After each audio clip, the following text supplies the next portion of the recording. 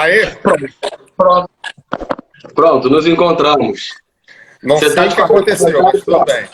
Ah lá, Oi? tu tá aqui, ó, Eu vim com a do Quarteto do Fantástico. quarteto. Porque assim, Só não vão ter que achar a gente lá pelo Terra Vista e procurar a gente aqui, né? Oi, Clara. eu acho que a partir do momento que aparece compartilhado, o pessoal vai entrando. Então acho que daqui a pouco o pessoal já está entrando aí. Já estamos aí com Então, uma galerinha. show. Mas vamos lá. Vim até com a camisa do Quarteto, porque não é só de filme bom que vive a história, né? Ou seja, a gente vai falar de alguns filmes aí bastante ruins, mas que, de certa forma, ajudam aí a gente a entender alguns episódios históricos, né? Não sei você, mas Sim, muitos alunos meus, então a galera que foi entrando, avisa aí a galera que estava lá na outra live que não deu certo para vir para cá. E aí, voltando, Robledo, e marca com o coraçãozinho, que me falaram que marcando o coraçãozinho, o a coraçãozinho é que gente. bomba. Coraçãozinho é que bomba. Coraçãozinho é que bomba. Mas, Robledo, muitos alunos, não sei se com você rola isso, de chegar e perguntar dica de filme. Ou seja, mas tem filme sobre isso. Como se o filme resolvesse o problema, né? É por Sim. aí? Não é? Como é que. O que geralmente você responde para essa galera? Geralmente eu falo o seguinte, eu tenho uma impressão muito séria em relação ao filme que assim, você tem que olhar para ele, mas com cuidado. Por exemplo, eu acho que o filme ele tem uma vantagem muitas vezes que ele transforma em algo um pouco mais concreto aquilo que a gente muito nas aulas fala uma questão muito abstrata, né? Principalmente quando a gente fala de alguns eventos muito mais antigos ou de alguns conflitos. Por outro lado, a gente tem que lembrar que todo filme ele é uma produção que vem de alguma ideia. Então, assim, a gente tem que pensar que assim, a gente tem que olhar meio que o filme sem também uma confiança absurda naquilo que o filme trata, né? Porque você pode ter ali algumas coisas que são vendidas no filme, algumas ideologias vendidas no filme, que você tem que entender. Eu uso até um exemplo disso, que não é do seu tempo, porque eu sou um pouco mais velho, alguns anos, que eu falo para os meus alunos quando eu era bem pequeno, quando eu era bem criança. Existia um filme chamado Fível, um conto americano. Não sei se você já ouviu falar desse desenho animado. Já Que ele é ouvi falar, lindo, mas né? eu assumo que eu não assisti, não. Não, tudo bem. O Fível é uma história linda de um ratinho chamado Fível Ratovich, que automaticamente ele chama Ratovich. Ele, obviamente, ele mora na Rússia, né? E que tem como grande inimigo o Dom Raton. E aí, quando ele vai contar uma coisa séria, porque todo desenho animado infantil, quando quer contar uma coisa séria, canta uma musiquinha, né? Ele canta a música que é linda, que é assim, ó. Não existem gatos na América. E aí você pega, pequenininho, assistindo um filme onde o personagem é o Fível Ratovich, que diz que não existem gatos na América, a América passa a ser entendida por você como o quê? Como um grande paraíso, né? Aquela ideia da terra da prosperidade. Então, assim, a gente tem que conseguir enxergar os filmes, mas entender quais são as mensagens ocultas. E o pior é quando o filme vai te dar informações erradas, né? A gente tem o caso clássico do Anastácia, por exemplo. Aquele desenho da Anastácia que quando saiu foi aquela desgraceira, né? Que não é da Disney, inclusive. O caso da galera que tá entrando, a gente tá fazendo uma live aqui no canal Terra Vista, teve um problema, então a gente entrou pelo Robledo, chamando Terra Vista. Felipe Robledo, para quem não conhece, professor de História, e com um canal muito bom ali no YouTube, está falando de filmes que podem ajudar a gente a estudar História. A gente está começando por aqueles que não dá, que não servem, que não dão certo. Então aí, Robledo, Sim.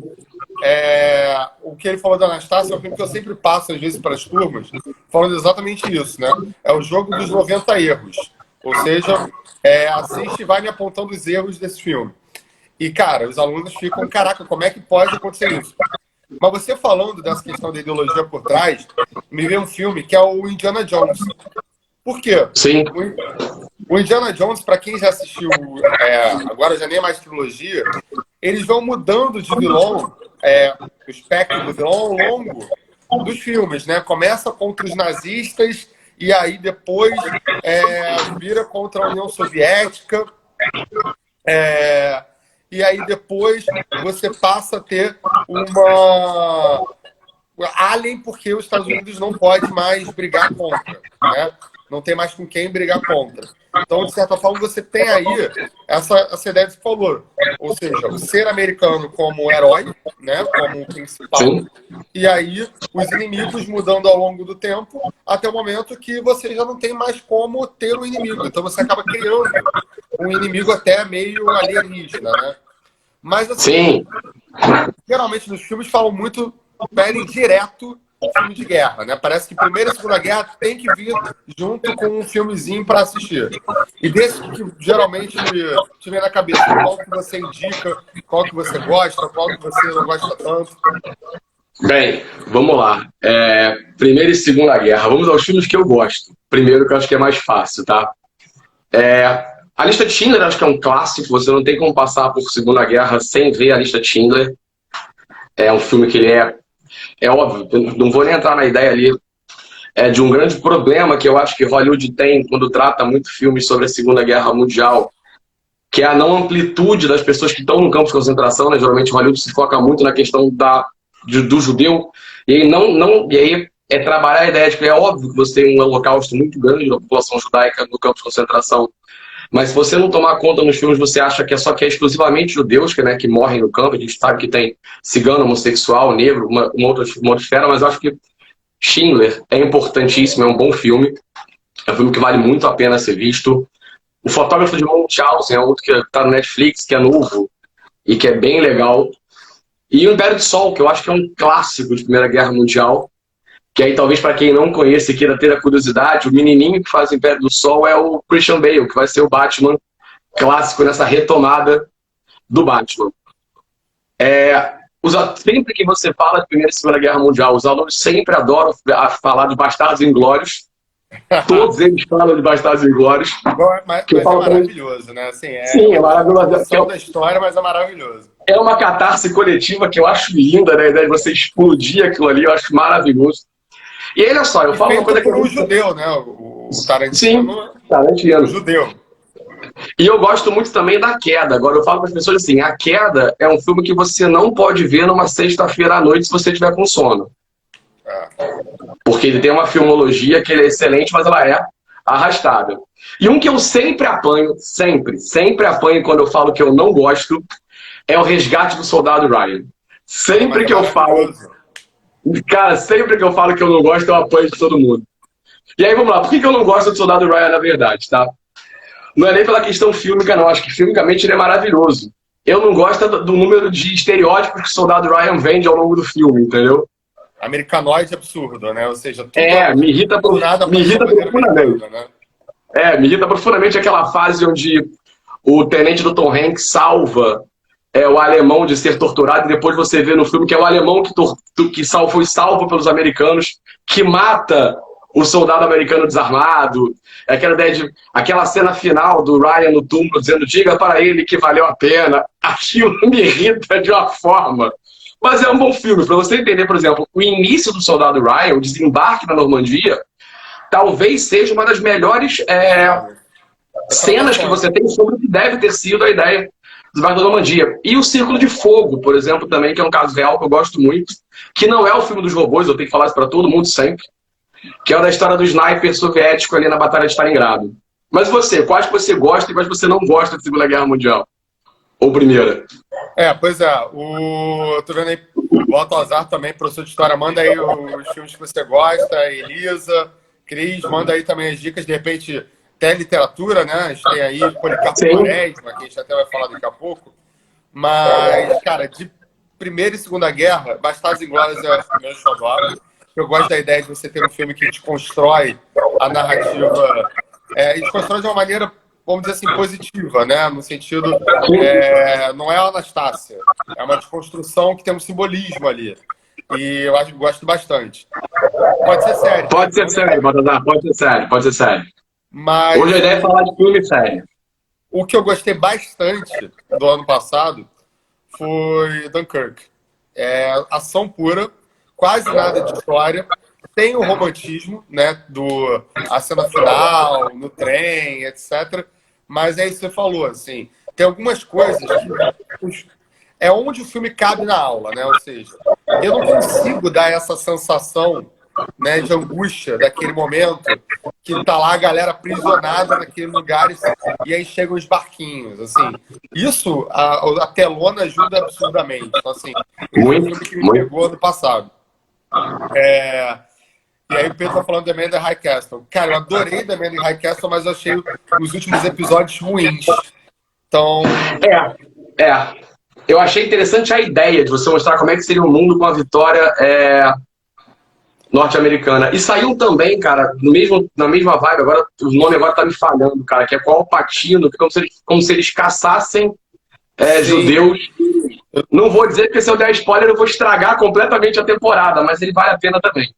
Cara, eu também Depois eu vou lembrar o nome dele. esqueci, mas é um que até o ator é o cara do Percy Jackson. Isso. Até o final da live eu lembro o nome dele. A gente lembra.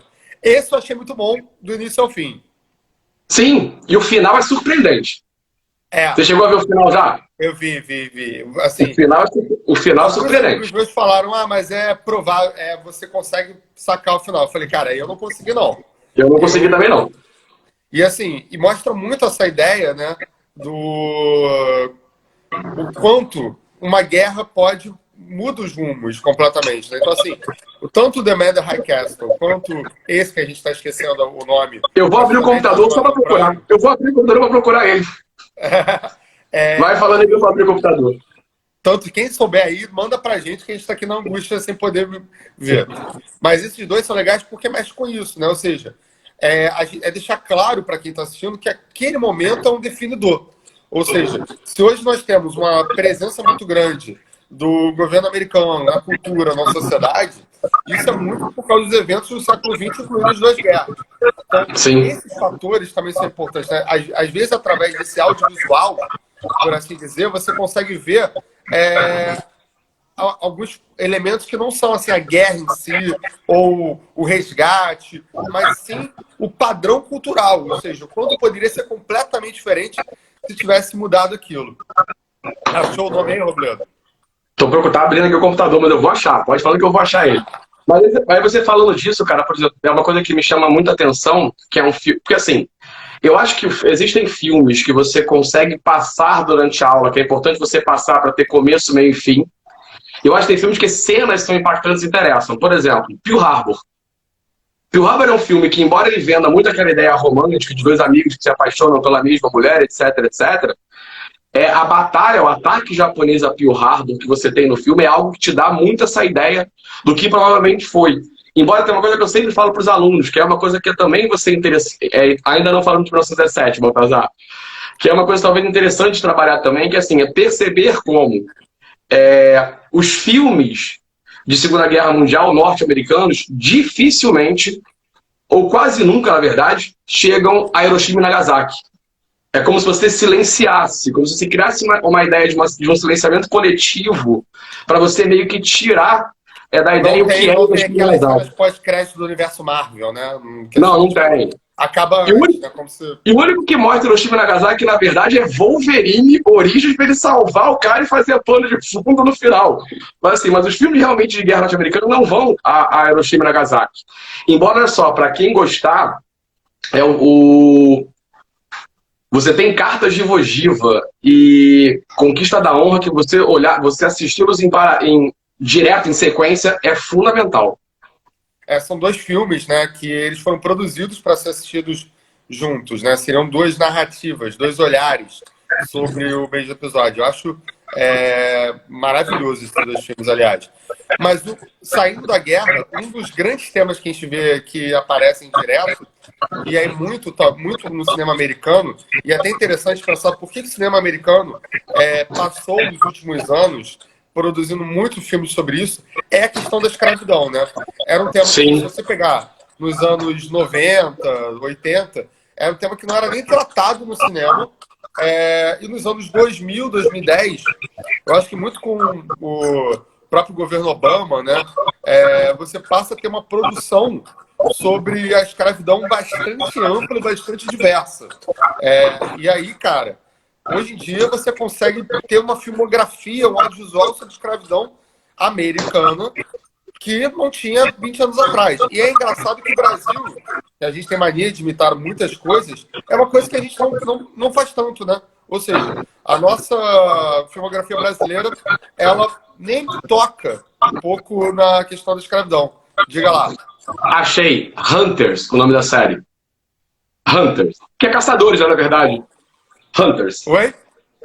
Que é caçadores, na verdade, né? Traduzido em português, caçadores.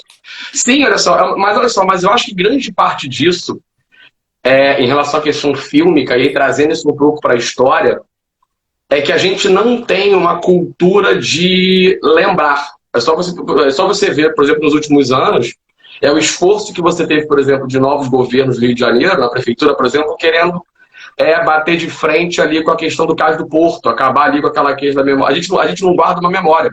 E o cinema é uma memória. Então, assim, é interessante como dificilmente a gente tem filmes que falem do tema, ou quando tem são muito antigos, ligando muito com a questão da sexualidade, como foi, por exemplo, Chica da Silva, lá atrás.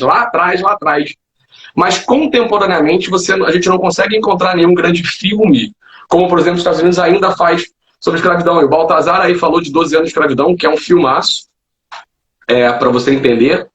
E para quem gosta, o Netflix tem uma série, e aí... tem uma série não, tem um documentário chamado 13ª Emenda, que trabalha com uma questão que é muito, muito, muito interessante, que exatamente quando você termina a ideia da escravidão nos Estados Unidos, oficialmente falando, né? Como é que você vai fazer para cooptar essa população ex-escrava para trabalhar, para manter a economia do sul dos Estados Unidos. Aí você vai ter a 13ª e 14ª emenda e você passa a entender um pouquinho do blackface, de onde é que vem essa crítica que a gente ouve do blackface, de onde é que vem essa ideia, que é um grande documentário que fale sobre escravidão, que é um tema muito caro, que é um tema bem importante. E aí, quando você fala de escravidão... Fala. Não, é porque, pensando que você está falando exatamente isso, né? A própria produção fica... Eu estou pensando aqui um pouco em Brasil também, para relacionar. No Brasil, você vê que as produções que existem sobre a escravidão, ela é muito mais quase que um preâmbulo para outras discussões sociais. Então, você vai ter filmes com discussões sociais grandes, né? Temos aí 5 vezes Favela, Cidade de Deus e por aí vai, que trata da questão racial de uma maneira presente, forte ali, mas a questão da escravidão parece que não é uma questão histórica no cinema brasileiro. Parece como a gente está vendo um pouco no cinema americano. Parece que é uma questão social, parece uma questão econômica, né? E aí que eu acho interessante, o Baltazar está perguntando aqui pra gente, falando a ideia de qual é a relação disso com a abolição do Brasil e essa questão da falta de cidadania após a abolição. E na verdade eu acho que é muito por aí, é muito por uma ideia que a gente acaba vendendo, filmicamente falando, criando uma memória que não consegue fazer uma conexão, fazer um conectivo entre o fato da ideia de uma falta de cidadania relacionada exatamente a um processo abolicionista, que em última instância, embora você tenha tido, obviamente, uma grande luta de vários elementos africanos e negros nessa independência, pode falar Zero Patrocínio, vamos falar de Dandara, vamos falar de todo mundo, é uma ideia que a gente tem que lembrar que é uma abolição que ela vem de cima para baixo, né, legalmente falando, sem a mínima preocupação em como é que você ia inserir esse novo ator social nessa sociedade. Aí o nosso cinema, ele passa muito por essa ideia de invisibilizar essa ideia, como se na verdade a questão social a questão social do preconceito não tivesse uma herança histórica. Parece que mais ou menos ali surgiu porque misteriosamente todo negro ele mora na favela ou mora na comunidade e por causa disso a violência ali ela é latente e ponto, eles estão ali porque eles querem. É uma coisa muito esquisita isso, muito complicada de trabalhar. Não, e até isso que você está falando, né? Quando a gente fala do pós-abolição, a gente vê muitos historiadores hoje falando, falo isso direto com meus alunos, principalmente a galera que está prestando vestibular, porque uma das ideias que a gente faz nessa live é exatamente isso. Se você pegar a prova da UERJ e do Enem, toda hora eles estão citando filmes como suporte, né? Então, ter esse repertório também é muito importante na hora de fazer uma prova. Você saca mais rápido a questão e a resposta. E o que eu vejo bastante, eu sempre falo isso para os meus alunos, que a gente precisa lidar com pós-abolição da mesma maneira que a gente lida com a escravidão. Tratar tão cruel quanto a escravidão é o próprio pós-abolição. E aí, quando você tem a ideia dessa dimensão, por assim dizer, você fica claro nisso, né? Essa produção audiovisual que você passa a ter recentemente é uma produção que não dialoga nem com a escravidão, nem com a pós-abolição. O Faber citou aí uma excelente indicação. que ele fala, né? Tem uma microsérie que está em alta na Netflix agora, que trata, no plano de fundo, sobre as consequências sociais da escravidão na sociedade estadunidense. É a Madame C.J. Walker, né? A atriz dessa série é muito boa. Que é a história da primeira negra milionária dos Estados Unidos. É a mesma atriz. Né? Oi? É a mesma atriz que faz Vidas Cruzadas, não é? É a mesma atriz que faz Histórias Cruzadas, não é? Que é outro filmaço também. Ou seja, que é interessante pegar. É isso que você falou. Às vezes você tem personagens que, através do personagem, você consegue contar. Aqui chama de microhistória, né? Você consegue contar uma história maior, né? Uma história estrutural. Então, assim, quando você tem a Madame C.J. Walker, você vê a história que ela conta, não é a história dela, é a história do que acompanha junto com ela. O racismo, a marginalização, a questão de gênero. E temos personagens da história do Brasil que poderiam ser utilizados para isso. Você citou aí alguns, né? Gente, olha só, a própria Chica da Silva, se você fizesse um filme sério, que não fosse, na verdade, naquela leva dos anos 80, né, que você tinha quase que o filme nacional, por definição, ele tinha que ser erotizado de alguma forma, você teria uma história riquíssima para contar. Dandara é uma. Você tem... Agora, o que eu percebo quando a gente fala de filme nacional é uma dificuldade que a gente tem em fazer filmes históricos, né? Por exemplo, se você for parar e pensar, se a gente for lembrar agora aqui de cabeça, mais ou menos, a gente lembra de Canudos, por exemplo. Sim. Canudos. E aí vamos depois falar da tal da Carlota Joaquina. Carlota Joaquina. Que filme horroroso, né? Não é? E aí, se você parar e pensar, cara, assim, a gente não tem filmes, a grosso modo, na produção nacional histórica.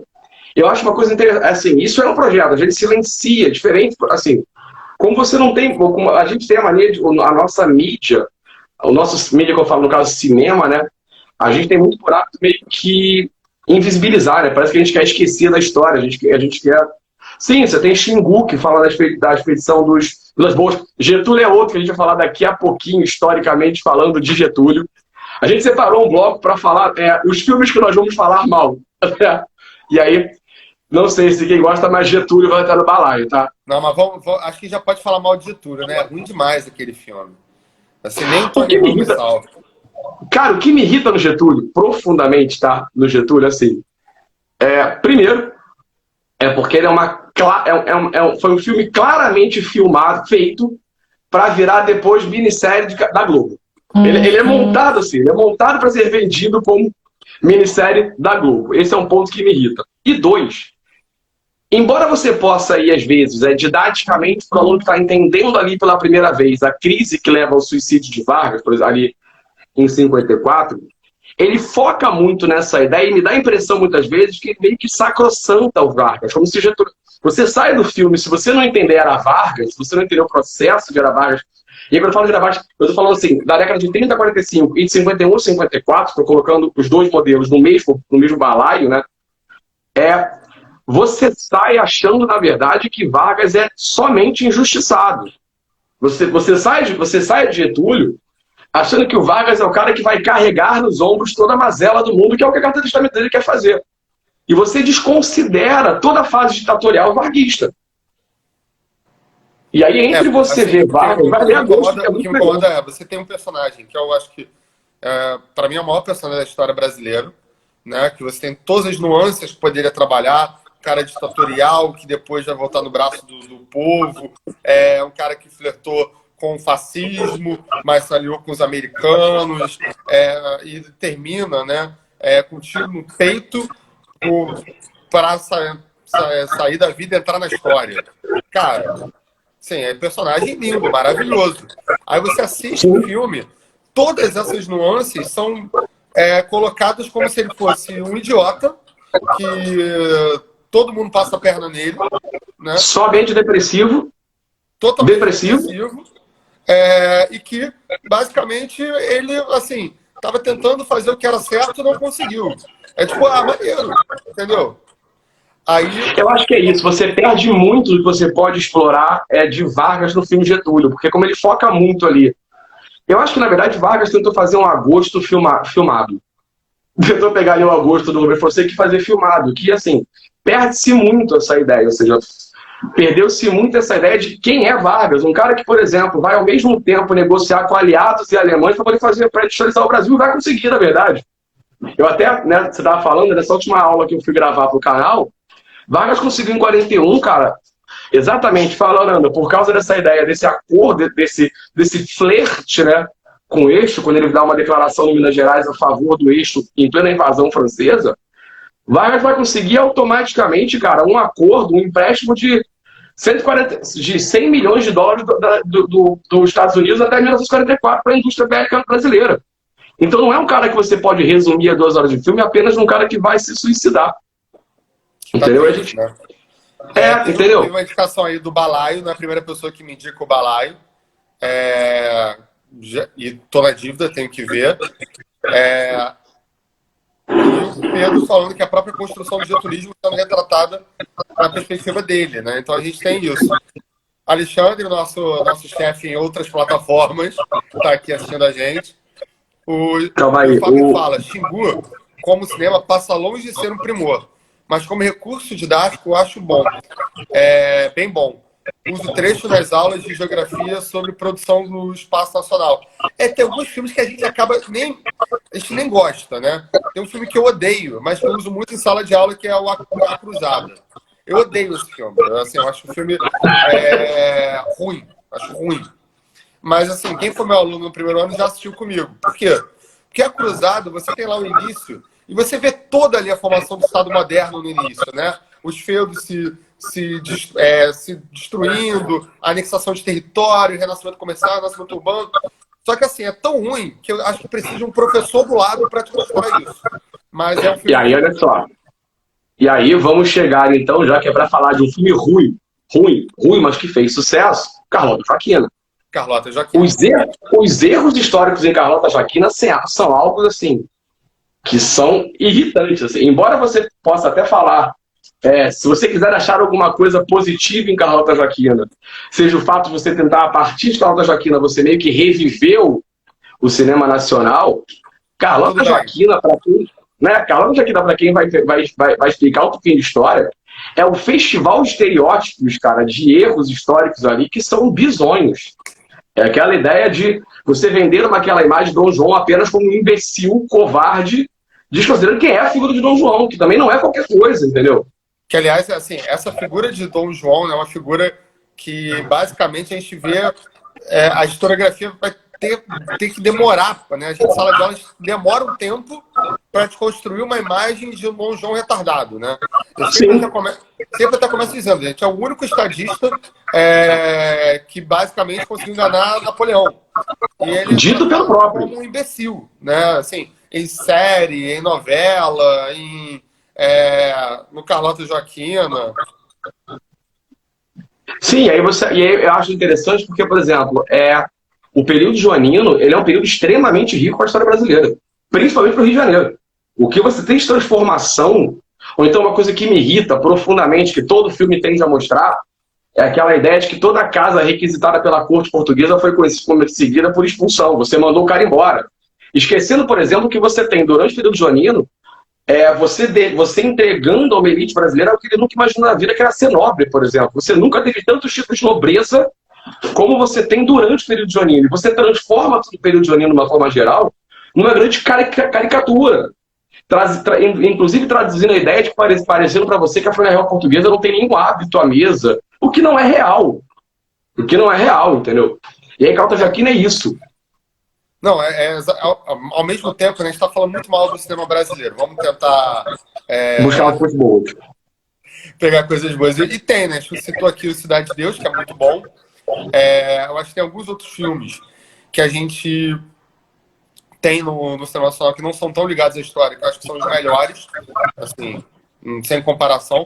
Mas a gente vê uma dificuldade enorme no cinema nacional em trazer um passado histórico, né? Sim. Aí Baltazar falando, a própria Quinta do Boa Vista foi uma doação ao príncipe regente de um traficante de escravos, ou seja, sim. Aí a gente tem... Agora, tem o outro lado também, né? Não sei se você ainda quer falar de filme ruim, mas tem o contrário. Que são aqueles não vou falar de filme bom. Eu quero falar de coisa boa. Pois é, que são aqueles filmes assim, que eu assisti no cinema, ficava constrangido às vezes pela parte técnica ser ruim, mas eu adorava o filme. Exemplo, Adeus Lenin. Adeus Lenin é muito bom. Adeus Lenin, eu ia no cinema, depois quando saiu na TV eles conseguiram consertar. Mas o microfone vazava aqui em cima, sabe? E eu assim, ai meu Deus, tira esse microfone daí, tira. Entendeu? Mas ao mesmo tempo, o roteiro é tão bom, a premissa do Adeus Lenin é tão bom. Para quem não sabe, o Adeus Lenin é um filme que é a história de um filho que tem uma mãe, é óbvio, né? Mas a mãe tá viva e aí a mãe, ela é do tipo, cara, defensora do... Socialista até o último... É defensora do brincadeira. Eu sou dali, ó, até o fundo. Exatamente. Então, assim, ela é ferrenha. E aí, cara, ela entra em coma e quando ela acorda, o muro caiu, né? Ou seja, aquele mundo que ela conhecia morreu. Aí Lucas Bergamini... E aí, morreu. E aí, quando o filme tenta reconstruir, né, esse susto, esse lapso, né, que aconteceu ali, e é bastante legal. Só que a parte técnica, o microfone vazando, umas cenas que você vê o câmera no espelho, ele ficou assim, tira, rápido. Sim, mas esse é que é o problema, né? Assim, a gente tem que ver que é a ideia ali do conteúdo versus a forma, né? Se bem que é complicado você pagar, você que tá vendo, você quer a forma. Um que eu acho muito bom também, muito interessante, não sei se todo mundo teve a chance de ver, é um filme chamado Feliz Natal. Agora, esse filme é quase impossível de achar, né? Mas ele é um filme fenomenal pra gente assistir e discutir. Agora, falando em cinema nacional, existe um filme que eu acho interessante, que ele também retrata meio que um padrão amor e ódio para quem assiste. Ele é novo, ele não é antigo não, que é o Estrada 147. Não assisti. Ele fala exatamente dessa estrada, que ela é uma estrada durante a Itália, a campanha italiana na Segunda Guerra Mundial. E aí você tem ali 5 pracinhas brasileiras, que a ideia dos caras vai ser, depois de um problema que acontece no filme, eles têm que liberar aquela estrada, que é uma estrada minada. E ele é um filme que ele é interessante, porque ele vai trabalhar um pouco com uma outra ideia, que é a ideia exatamente de você trabalhar a participação brasileira na Segunda Guerra Mundial, que também é uma coisa muito mal tratada pelos filmes. Os filmes de maneira geral, a historiografia trata muito mal a participação brasileira na Segunda Guerra Mundial, e aí a gente sempre trabalha aquela ideia de parece que a nossa função na Segunda Guerra Mundial foi só lutar contra velho e criança e fazer figuração, que não é assim. E a gente também não tem muita essa memória, né? A Patrícia está falando da novela Lado a Lado. Cara, e aí? Eu adorei. Mas assim, eu lembro que na época, eu assumo que eu tenho um certo preconceito com novela histórica por tudo que já viveu, né? Quinto dos Infernos e por aí vai. Mas Terra Nostra, meu Deus do céu. Mas o Lado a Lado, alguns alunos vieram falar comigo assim, Capa, você está vendo o Lado a Lado? Eu não, geralmente me irrita. E Lado a Lado foi uma novela que eu vi e eu falei, cara, tá aí. Claro que tem toda uma questão... É um romance aberto, então, assim, tem muita coisa ali que é uma forçaçãozinha de barra, mas no aspecto histórico existe um pano de fundo de contexto histórico que está bem representado, entendeu? É só aquela coisa, né? Os personagens principais da novela aparecem em todos os lugares da história do Brasil daquele momento. Sim. Os caras são onipresentes, oniscientes, é algo fora do comum. Mas pelo menos assim, eu acho que das novelas, até hoje, é que eu mais gostei de histórica, né? Fábio falando que Terra Nostra, só de falar já veio a trilha sonora na cabeça. Não, é verdade. E a Mônica, que estava sofrendo, lá, tá vendo o WhatsApp subindo aqui, ela estava sofrendo para entrar, mas eu não podia ajudar. Sei que vocês provavelmente estão em casa, mas que tal fazer algo em nossa quarentena de lançado aos filmes? Verdade, podemos fazer um Cine-Sion remoto, né? Cine-Sion remoto. Alexandre. A gente precisa arrumar uma plataforma que não seja... Só tem que ser uma plataforma que não seja o Instagram. A gente pode abrir uma sala de um Zoom, um Meet e passar, e depois uma roda de debate. A gente podemos tentar pensar. A gente bota só o link. Agora falando... Igual que você falou que o personagem lá de Lado a Lado apareceu em todos os lugares, tem um filme que você gosta bastante, que o personagem aparece em vários momentos Vai, que agora que eu vou ser xingado por todo mundo, vai. eu queria que você falasse sobre a sua relação com o Forrest Gump. Eu sabia, essa é a hora que toda vez que eu falo em sala que eu não gosto de Forrest Gump, eu sofro uma saraivada de crítica, todo mundo me xinga, todo mundo quer me esculhambar, perguntam como é que pode. Bem, deixa eu tentar defender o meu ponto de vista agora, tá? Vamos lá. Qual é o meu problema com o Forrest Gump? Eu acho que, filmicamente falando, ele é brilhante, tá? Assim, em relação... E aí, se a gente tem, por exemplo, o Adeus Lenny... Tá tentando se defender antes de falar, mas vou chegar. Se o Adeus Lenny tem todos aqueles problemas que a gente fala da produção, isso é uma coisa que você não tem em Forrest Gump. Mas o que me irrita do Forrest Gump? É a venda escancarada, a defesa escancarada do modelo do self-made man norte-americano. Ou seja, Forrest Gump são 3 horas, se eu não me engano, espero que tenha mais vezes, são 3 horas de um discurso de que nos Estados Unidos, qualquer pessoa que tenha um bom coração, que tenha uma boa índole e que seja uma boa pessoa, pode prosperar.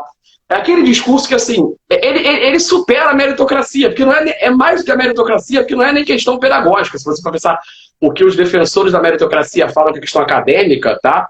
Que eu acho uma grande balela, ele rompe a fronteira, ou seja, ele fala que, assim, os Estados Unidos é tanto uma venda, vende-se tão forte no Forrest Gump a ideia de que os Estados Unidos é a terra da prosperidade, que se você lembrar na cena clássica, o Forrest Gump só consegue estudar naquela cena clássica que a mãe dele vai fazer sexo com o diretor da escola, que é a cena do balanço. E ele se descobre um grande corredor, porque, na verdade, o grande espectro autista que ele tem faz que ele tenha um foco absurdo, ele corre. E vamos lá, o que o Forrest Gump faz o filme inteiro? Ele corre. Ele corre, aí joga ping-pong, aí vai pro Vietnã, encontra o Bubba, que é uma coisa tão brilhante, mas tão brilhante, que o capitalismo norte-americano consegue pegar a ideia do Bubba e faz um restaurante, o Bubba Gump, que você vai nos Estados Unidos comer o Bubba Gump para comer camarão. O cara consegue, nesse meio do caminho, no meio do bar, quando tá tudo perdido, ele consegue encontrar camarão, tipo, sabe, milagre de Jesus Cristo, quando fez ali os peixes polarem para Pedro? Uhum. É a mesma ideia que o Forrest Gump veio. Tanto que qual o personagem mais legal do Forrest Gump? É o tal do sargento que vai ter todas as angústias daquele cara que vai ao Vietnã, lutar pela pátria, ele é mutilado e não é bem recebido, que é o equivalente ao nascido 4 de julho. Então essa é a minha crítica do Forrest Gump, que todo mundo me xinga. Não, eu assumo que eu gosto bastante. Eu acho, exatamente pela questão nonsense, e eu acho o Tom Hanks muito bom. Cara, é um filme que é o famoso sábado à noite. A Globo passa a cada mês. Eu paro e fico assistindo ali quando eu voltava de madrugada em casa. Sim, mas eu tenho chiclete também. Eu também vejo. Eu adoro ver Todo Mundo em Pânico, por exemplo. Adoro. Mas um filme que também de 3 horas, que o pessoal geralmente mais cult adora e que eu odeio, é Dança com Lobos. Fala assim, ali tem a síntese do ser americano. Gente, a síntese americana é chato, né? Porque assim, o lobo fica dançando horas e horas e o filme não vai. Assim, é complicado. Temos aí uma galera falando, Jojo Rabbit, você já assistiu ano passado? Não vi Jojo Rabbit ainda, cara. Não consegui ver Jojo Rabbit. Estou arrependidíssimo, porque na época eu não consegui ir ao cinema e aí eu não consegui ver ainda. Eu tô revoltado porque eu não vi ainda, mas eu juro que tá na lista. Cara, Jojo Rabbit, assim, eu tenho algumas... Já que você não viu, só vou fazer uma consideração. Uma pena você não ter ido ver no cinema, porque no cinema acontece um outro movimento, que é assistir a plateia vendo o filme. Por quê? Porque tem algumas cenas que são altamente constrangedoras, que a plateia ria, e eu falo, por que vocês estão rindo disso? Entendeu? Então, assim, rolava um sentimento dúbio. Assim, tem momentos que é para rir mesmo, mas tem momentos que o diretor botou ali para ver qual o seu âmago, sabe qual é? E aí, que é para chocar, as pessoas acham que é comédia. Oi? Que é para chocar, o povo tá achando que é comédia. Tinha uma galera que achava que era humor pastelão, e não é. Tem algumas coisas que você tem que tomar cuidado ali. E assim, eu fiquei meio tenso assistindo no cinema. A Mônica tá falando aí. Em novela, a complicação fica por conta da linguagem, da dinâmica, que tem que atingir a um público muito específico, que quer algo muito fantasioso. Aliás, nisso é uma parada, até tema eu começo o capítulo do meu doutorado trazendo isso, que teve Beleza, aquela, Alex.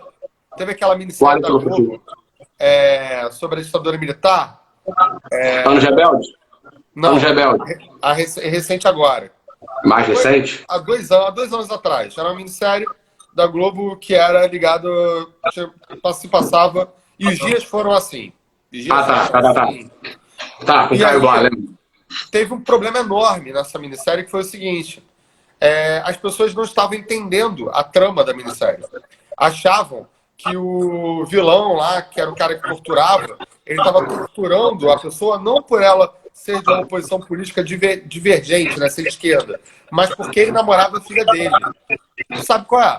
Tipo, Sim. e aí o Silvio de Abreu deu uma entrevista falando que os roteiros tiveram que passar por uma reescritura para que no começo de cada episódio tivesse como se fosse um didatismo do que estava acontecendo no Brasil e o que estava acontecendo de cruel nos anos 60 e 70. Então, assim, você literalmente teve uma professora de história no início de um capítulo falando sobre como as 5 eram um dos piores atos da história brasileira. Precisou desse didatismo, né? Então, assim, é muito complicado às vezes. Agora, precisou desse didatismo. Mas vem cá, mas o didatismo funcionou porque o AI-5 voltou à moda, né? Não, e aí depois fizeram pesquisas e viram ali que nas pesquisas basicamente a galera começou a entender o que estava acontecendo na trama, né? Precisou realmente, assim, parecia Telecurso 2000 antes da novela. Sabe qual é? Agora, te fazer uma ressalva, porque a gente falou que quase não tem filme sobre ditadura mais recente, tem um que é muito bom, que é o Batismo de Sangue. Batismo de Sangue é bem interessante para você entender exatamente. É uma coisa que é muito, muito bem, que a gente tem que discutir muito quando vai dar aula sobre regime civil militar, que é a própria participação da igreja, né? No primeiro momento, favorável ao golpe, no segundo, algumas vozes se colocam contrárias ao golpe. O Batismo de Sangue ele te mostra muito bem isso. E aí tem um filme que é muito bom também, para os dias atuais, que não é a Onda ficou muito famosa durante muito tempo, que é A Outra História Americana. E aí, para quem tiver a oportunidade um dia de assistir A Outra História Americana, é um filme que vale muito a pena para você discutir a emergência do neonazismo. É um filme que, para quem tiver a oportunidade, é um filme que é fundamental para entender como se constrói uma lógica neonazista. Eu acho que é um filme bom de trabalhar. Como, por exemplo, um filme que trabalha muito essa ideia de como é que ditaduras surgem disfarçadas de democracia. Star Wars. Como não falar de Star Wars? Star Wars é clássico para discutir exatamente isso. A grande fala da Padmé é assim que a democracia morre, numa salva de aplausos. Isso é brilhante, isso é fenomenal. Então, aquela cena me dá um calafrio todas as vezes que eu vejo, assim. Dá um nervoso. Porque é um pouco uma histeria coletiva acabando com a democracia. Eu acho muito pouco ficção científica, né? E, aliás, já aproveitando os minutos finais, né, somos 2 nerds, não pode deixar de falar de alguns filmes nerds, que, inclusive, as próprias provas, elas cada vez mais estão trazendo esses filmes como questões, né? Então, assim, história em quadrinho do Pantera Negra já foi questão da UERJ, né? Retrasado. Retrasado. Então, assim, a gente começa a ver uma mudança no tipo de cultura pop que está indo para as provas. Então, quando você tem o filme da Marvel, quando você tem o X-Men com diversidade, quando você tem a própria nova trilogia do Star Wars com uma mulher protagonista, são temas que meio que saem da ficção científica e acabam virando questões de prova, né? Você pode pegar, por exemplo, uma questão clássica também na UERJ, comparando o universo do papel da mulher em Branca de Neve e Frozen, por exemplo. Embora, na verdade, não comece com Frozen, né? Talvez a grande primeira virada ali que você pode falar na Disney com papéis femininos fortes, talvez seja Valente, na minha opinião. Sim, verdade. Quando você coloca Valente ali, que você vai ter primeiro filme que é uma heroína que ela não quer casar. E aí isso é uma coisa fundamental, porque você quebra aquele estereótipo romântico da Disney, que o papel da mulher é casar. E é uma coisa que eu falo muito quando eu dou aula para explicar o pensamento medieval, eu falo que é o padrão Disney de qualidade, ou seja, o que tem em comum toda a princesa da Disney? Ela sofre, pelo Xinha, né? Ela sofre o filme inteiro, mas como ela aceita teoricamente a ideia do sofrimento dela com uma bondade no coração, no final ela vira uma princesa. O que é uma O que era um discurso muito clássico, uma tragédia, um discurso muito clássico. O papel da mulher basicamente é ser dona de casa e aceitar as mazelas da vida, porque assim ela será feliz quando encontrar um príncipe encantado. O que é péssimo. O grande trunfo dela era continuar sendo dona de casa, mas com sapatinho de cristal, né? Sim. Aí o pessoal tá falando que a Princesa do Sapo também diz muito sobre o feminismo negro também. Sim, muito. Isso é um assunto que eu não vi. Mas... Não, ele é bem interessante, porque, na verdade, você tem ali, inclusive, uma relação de amizade muito grande entre a Tiana, que é a personagem principal, e a melhor amiga dela, em relação à melhor amiga dela se colocando, se não me engano, em determinado momento, ela se coloca para beijar o sapo, se isso for ajudar a Tiana, ela não quiser. Tem toda uma relação ali bem fundamental dessa amizade, ou seja, tira um pouco aquela ideia que é vendida durante muito tempo de que todas as mulheres, por definição, elas concorrem e não pode existir amizade verdadeira sobre a mulher, que é outra coisa que Hollywood durante muito tempo vendeu. E que esses desenhos da Disney vêm quebrando esses estereótipos, que é uma coisa bem interessante você trabalhar. E quando você pega, por exemplo, hoje a maior franquia do mundo é o universo Marvel. Quando você pega a necessidade que o universo Marvel tem hoje em dia de ter personagens com uma pluralidade identitária, isso não é à toa, né? Não. Ou seja, when money talks, né? Ou seja, quando o dinheiro fala, o Hollywood percebeu que isso dá grana, né? A Pantera Negra deu uma bilheteria absurda. Capitã Marvel deu, assim, uma venda de bonecos absurda. Então, assim, a gente vê isso acontecendo. E aí você começa a perceber, né? Você olha os próximos filmes da Marvel, você vê o padrão de um comportamento de consumo, por exemplo, vai ter um filme com oriental. E aí você já atrai o mercado chinês, que é a segunda maior bilheteria do mundo, entendeu? Se você parar e pensar... Oi? Fala. Não, fala. Você vai ter o outro filme lá que são Os Eternos, que é cada um de um lugar. Então, assim, quando a gente está falando do audiovisual, não é só o filme que serve, por exemplo, para a gente estudar. É a própria ideia do que simboliza o filme e a difusão dele. Ou seja, a indústria cinematográfica, ela também acaba virando um tema que cai em prova, um tema que... É isso que você falou, a gente quando começa a perceber isso, passa a assistir o filme, de certa forma, com um olhar mais atento, né? E aí, quando tem o Erd com a questão de Frozen, fica bem claro que você assistiu todo o filme com essa questão mais atenta. Sim. Eu lembro muito de uma coisa interessante. Por exemplo, você pega... Quando eu vejo, por exemplo, Guardiões da Galáxia, por exemplo, ele me remete muito àquela ideia que você tinha no Jornada das Estrelas da questão da diversidade étnica. Ou seja, você tem... Quem são os Guardiões da Galáxia? Você tem ali um grupo formado por alguns desajustados, mas todos de lugares diferentes que se unem, assim. Então você tem muita... Isso, a gente tem que entender filme. Os filmes são... E é interessante porque eu acho que o legal desse bate-papo é a gente entender que a gente precisa tirar a ideia que todo filme, para se discutir história, ele tem que ser um filme histórico. Ele tem que ser... Não, você consegue trabalhar essas questões em vários processos. É óbvio, você também tem os filmes que trabalham historicamente falando. Eu lembro, por exemplo, quando saiu Alexandre, e aí, lá atrás, uma das críticas... o filme é horroroso. Mas eu lembro que eu saía do filme às vezes e pensava assim, que esse filme é pra gay. Porque não conseguiu entender exatamente que o conceito judaico-cristão homossexual que você é incutado por essa lógica judaico-cristã de formação não existe no mundo antigo. E aí você vê que as pessoas continuam vendo os olhos com preconceito, os filmes com os olhos de preconceito. E aí como é que o cinema às vezes é interessante para você quebrar esses estereótipos?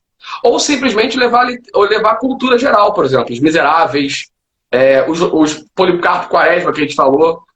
Ou seja, esses filmes que você tem de literatura que vão para o cinema e você amplia o teu leque. Pois é, interessante isso, né? Quando você tem livros que retratam uma época, eles vão para o cinema, a qualidade é muito maior do que quando você tem, às vezes, um roteiro original, né? Então, assim, a gente vê como a literatura, ela acaba sendo um braço muito importante para essa indústria, né?